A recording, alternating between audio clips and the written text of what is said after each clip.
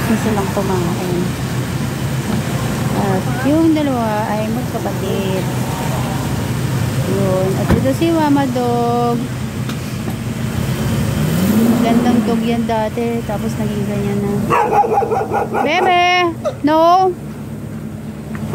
Yan. Naulanan sila dito. Cover lang sa mga puno. Tapos pag nabasa, magpapatayo. Pag titigil na ang ulan. Yan. Dapat may mag-ampon sa kanila. Hoy, bakit ikaw may sugat yung puwet mo? Doggy, ba't namumula yung likod mo? Hirap nila lapitan eh, baka tumawid. Hirap pag ako dahilan ng nila, disgrasya. Na, bebe. Itong dalawa, ayun yung dalawang yan, magkapatid dyan. Yan, dalawa.